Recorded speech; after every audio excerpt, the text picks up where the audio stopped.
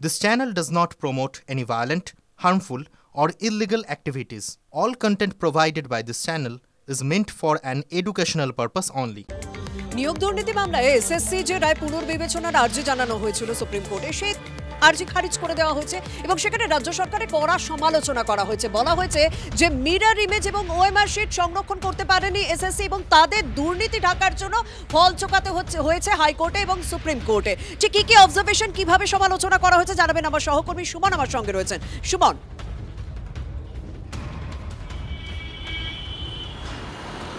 দেখো শর্মিষ্ঠা, শুধু রিজেক্ট করা হয়েছে, রিভিউ পিটিশনটা ডিসমিস করা হয়েছে তা নয়, কিন্তু একেবারে রেজিস্ট্রি থেকে রিজেক্ট করে দেওয়া হয়েছে। হিয়ারিংয়ের প্রয়োজন বোধ করেননি সুপ্রিম কোর্টের বিচারপতিরা, এবং কেন করেননি তারা বলছেন যে এই পুরো প্রক্রিয়ার জন্য হাজার হাজার জীবন নষ্ট হওয়ার জন্য দায়ী এসএসসি।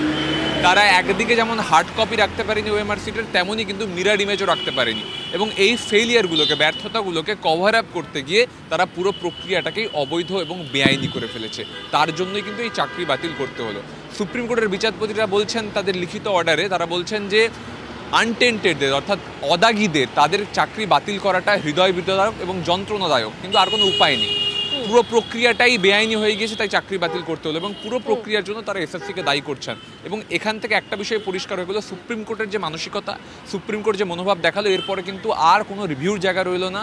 চাকরি হারাদের পরীক্ষা দিতে হবে, এটাই শেষ কথা। এটাই শেষ কথা যে তাদেরকে পরীক্ষা দিতেই হবে। কিন্তু যখন সুপ্রিম কোর্ট রায় দিয়েছিল তখন মুখ্যমন্ত্রী বলেছিলেন যে চাকরি হারাদের জন্য ABCDE সমস্ত প্ল্যান তৈরি রয়েছে, সরকারের দায়িত্ব তাদের চাকরি সুনিশ্চিত করা। মুখ্যমন্ত্রী তখন ঠিক কি বলেছিলেন এবং পাল্টা সুকান্ত মজুমদার তার বক্তব্য কি ছিল শুনুন।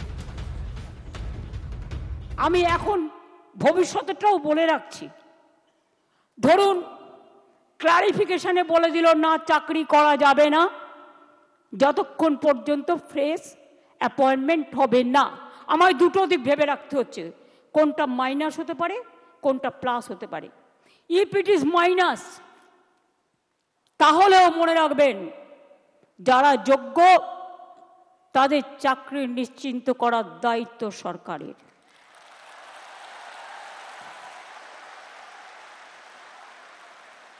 পরিষ্কার বলছি, কোনো রাগঢাক নেই। সুপ্রিম কোর্টের আইন অনুযায়ী করব। কিভাবে করব? যখন কেউ পথ দেখায়, পথের মধ্যেই পথ খুঁজে নেয়।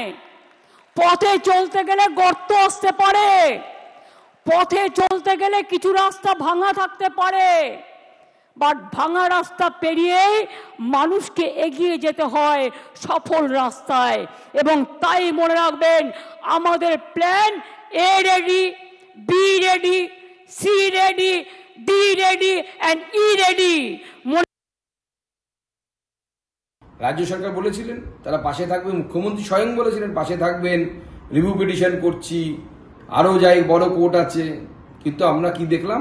অশ্বডিম্ব প্রসব হলো। 26,000 শিক্ষকের এই পরিণতির জন্য যদি কেউ দায়ী থাকে, তার নাম হচ্ছে মমতা বন্দ্যোপাধ্যায় এবং তৃণমূল নেতাদেরকে যারা টাকা দিয়েছিলেন, তারা টাকা ফেরত নিন, সুদ সহ ফেরত নিন।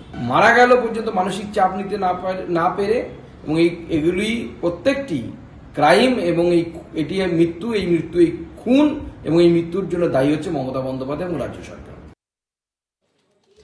এদিন সুপ্রিম কোর্টে যে 26,000 চাকরি বাতিল গিয়েছে, সেই রায় বহাল রাখার দায় রাজ্যের উপরেই চালালেন প্রাক্তন বিচারপতি এবং বিজেপি সাংসদ অভিজিৎ গঙ্গোপাধ্যায়। যোগ্য অযোগ্যের তালিকাই প্রকাশ করলো না। এত অস্বচ্ছতা নিয়ে সুপ্রিম কোর্ট এইগুলোকে কি মানবে? কখনোই মানে না। সুপ্রিম কোর্টের কাছে তুলে ধরা উচিত ছিল যে যারা স্বচ্ছভাবে, যারা সঠিকভাবে চাকরি পেয়েছে তাদেরকে ছেড়ে দাও, তাদেরকে দিয়ে তুমি ডিল করো না। এইটা যদি সুপ্রিম কোর্টকে বোঝানো যেত, সেই তালিকা দিয়ে, যোগ্য অযোগ্যের তালিকা দিয়ে, তাহলে আমার ধারণা সুপ্রিম কোর্ট এইটুকু মানবিক যে তারা এটা দেখত। সরকার একেবারেই সিনসিয়ার ছিল না, এবং সেই জন্য এই ঘটনা ঘটেছে।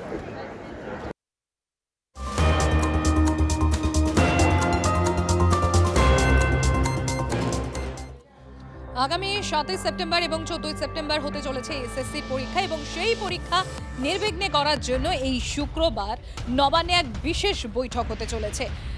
ডিএম এবং সব জেলার ডিএম এবং পুলিশ অফিসাররা সেই বৈঠকে উপস্থিত থাকবেন। মুখ্য সচিবের পৌরোহিত্যে হবে এই বৈঠক।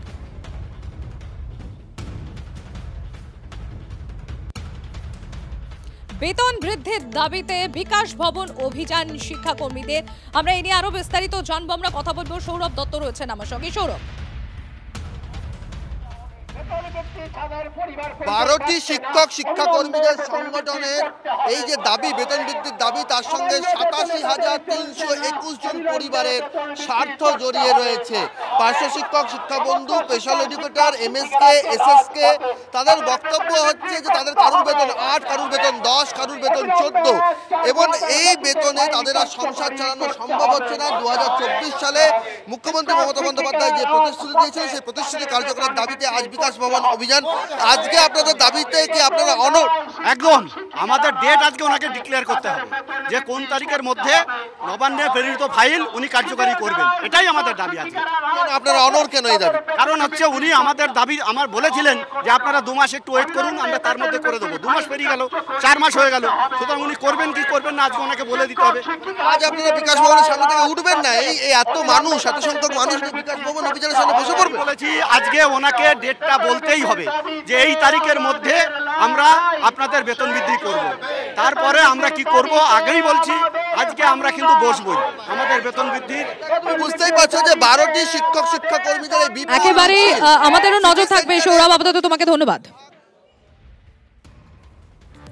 এদিকে ছাত্র খুনে উত্তাল আহমেদাবাদ। 10ম শ্রেণীর ছাত্রকে খুনের অভিযোগে উত্তাল স্কুল চত্বর।